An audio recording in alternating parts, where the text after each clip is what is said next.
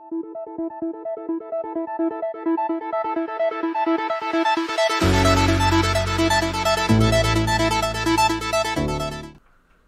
but de cette capsule vidéo est de paramétrer le nom de l'ordinateur ainsi que l'adresse IP. Comme on l'a vu à la capsule vidéo précédente, je vais utiliser le tableau bord de mon serveur Windows 2016 et je vais aller dans le bouton numéro 1 ici qui s'appelle « Configurer ce serveur local ». Donc, je vais cliquer ici. Dans la fenêtre du serveur local, je peux choisir et paramétrer le nom de l'ordinateur en cliquant ici. Et je peux également choisir les paramètres de l'adressage IP en cliquant sur le lien ici. Je vais commencer par l'adresse IP V4. Donc, je vais cliquer sur adresse IP V4 attribuée par DHCP ici, qui va m'amener dans la fenêtre des connexions réseau. On voit que sur le serveur, actuellement, j'ai une seule carte réseau, ou on appelle ça aussi une interface réseau. Donc, la seule interface que j'ai sur mon serveur s'appelle Ethernet 0. Alors, je vais faire un bouton droit de la souris ici et je vais aller dans les propriétés. Dans la liste des éléments à configurer, j'ai le protocole Internet version 4. Donc, c'est celui-ci que je vais configurer sur mon serveur. Je peux soit cliquer sur le bouton propriétés ici ou je peux double-cliquer sur le TCP/IP V4 pour arriver au même endroit. Alors, moi, je vais double-cliquer ici. Et j'arrive à la fenêtre de configuration de l'adresse IP. Par défaut, comme toute machine Windows, on est configuré en ce moment pour obtenir une adresse IP de façon dynamique. Comme on est sur un serveur qui va devoir avoir une adresse IP statique, je vais activer le bouton radio ici, utiliser l'adresse IP suivante. Et je vais spécifier l'adresse IP de mon serveur, par exemple 172.16.100.8. Donc, c'est une adresse IP fictive que je vais utiliser pour gérer mon réseau local. Le masque de sous-réseau, je vais utiliser un masque de sous-réseau à 24 bits, donc 255.255.255.0. Pour la passerelle par défaut, je vais me poser la question suivante, à savoir, est-ce que j'ai un routeur sur mon réseau local? Alors, présentement, la réponse est non, car je suis en réseau local, je suis isolé. Mais dans une bonne pratique, on sait qu'aujourd'hui, la majorité des machines sont reliées sur le réseau Internet. Alors, je vais simuler que j'ai un routeur virtuel sur mon réseau et mon routeur utiliserait l'adresse IP 172.16.100.254. Donc, c'est l'adresse IP de mon routeur. Pour ce qui est du serveur DNS, je vais me poser la même question. À savoir, est-ce que sur mon réseau local, actuellement, j'ai un serveur DNS qui est capable de traduire les noms en adresse IP et vice-versa?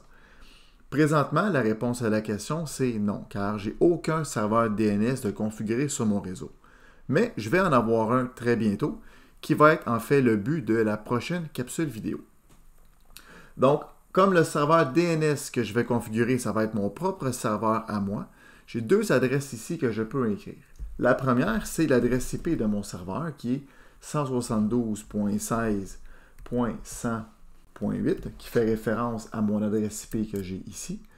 Mais dans une bonne pratique, quand c'est une adresse IP qui représente notre propre serveur, on peut écrire l'adresse IP 127.0.0.1. Quand vous voyez ça ici, ça veut dire que c'est soi-même.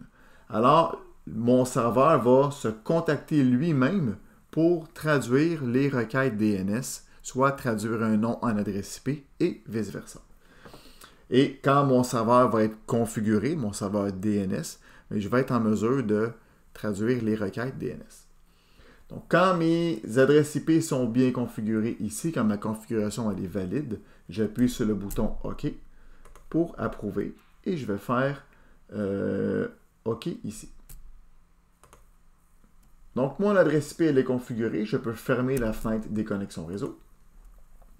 Ici, si vous regardez, l'adresse IP ne s'est pas actualisée encore. C'est encore indiqué adresse IPv4. Donc, ça prend quelques secondes avant que le serveur actualise sa fenêtre.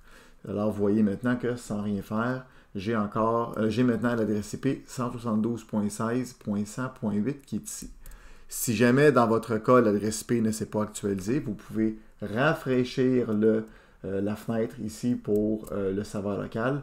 Et en faisant un rafraîchissement, vous voyez une barre de progression défiler ici vers la droite. et dans quelques secondes, l'adresse IP devrait s'actualiser. Maintenant, on va configurer le nom du serveur. Par défaut, Windows génère un nom aléatoire. Le nom est win- avec une série de lettres et de chiffres mélangés.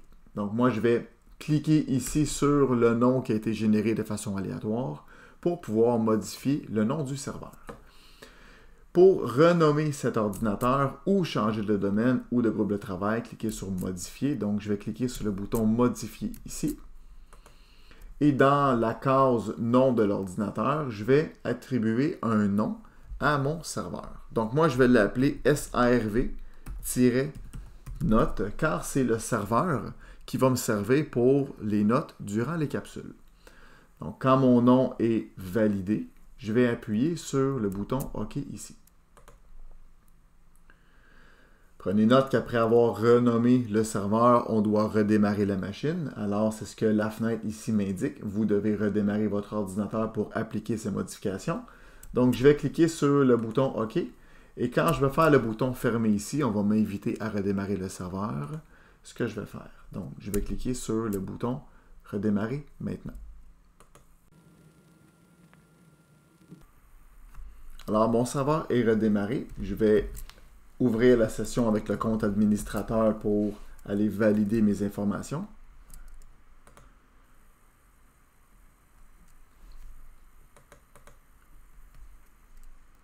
Alors, mon serveur est redémarré. Alors, je vais ouvrir la session avec le compte administrateur pour aller valider que les deux configurations que je viens de faire soient valides. Alors, quand le serveur va démarrer, le serveur va ouvrir le tableau de bord. Et tout ce que j'ai à faire, c'est de revenir voir ici sur configurer ce serveur local pour venir valider les configurations que j'ai faites. Alors, on voit que le nom de l'ordinateur a bel et bien été modifié avec SRV-note et l'adresse IP que j'ai ici est vraiment la bonne, 172.16.100.8. Voilà, c'est tout pour cette capsule vidéo. Dans la prochaine capsule, on va commencer à installer le premier rôle qui est le serveur DNS.